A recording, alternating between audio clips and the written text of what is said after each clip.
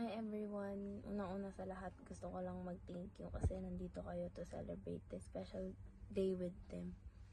Para sa mga hindi nakakakilala sa akin, ako nga pala si Christine Maika, ang kapatid ni Kuya Lance. So ayun, hi Kuya! Unang-una sa lahat, gusto ko lang sabihin na sobrang grateful ako naging kapatid kita. Kang iiyak, please lang.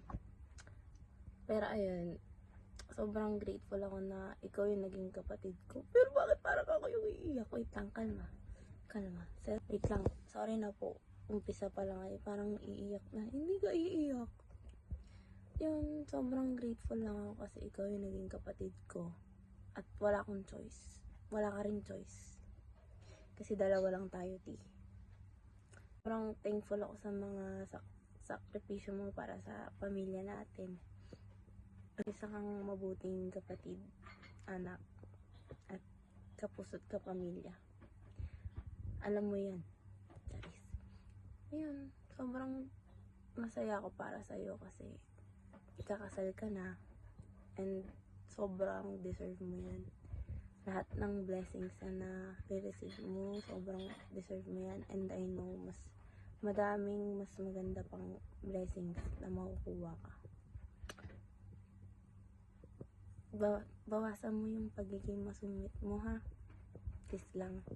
Baka makamana pa ni baby. Sobrang happy ako kasi magiging tita na ako. Sobrang thank you. Thank you, tinupad mo yun.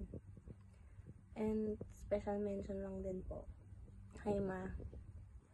Alam kong sobrang masaya ka kasi kakasal na yung paborito mong anak. At may bonus pa kasi magiging lola ka na. And para sa'yo, Ate Renzi, sobrang thank you din kasi dumating ka sa buhay ni Kuya. Thank you kasi napagtyagaan mo, napagpasensyahan mo yung kasungitan ng kapatid ko kasi alam naman nating hindi biro ang kasungitan yan. Diyos ko Lord, para yung isang babae na nire-regla araw-araw. Ay, sorry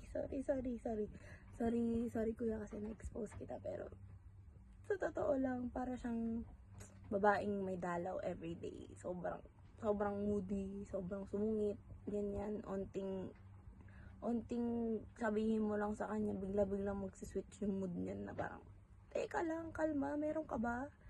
Babae ka ba? Kalmahan mo, ti. Parang ganun. Sobrang thank you kasi sa maikling panahon na nakasama kita. Alam kong isa kang mabuting tao at mabait. And alam kong hindi mo papabayaan si Kuya.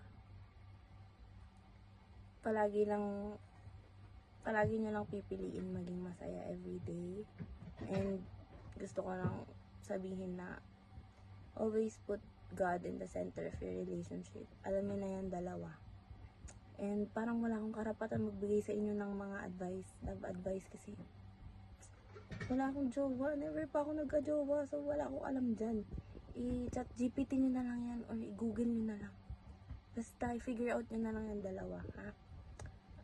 Sasabihin ko lang na, ayun, always choose to be happy. And palagi nyo lang piliin yung isa't isa everyday.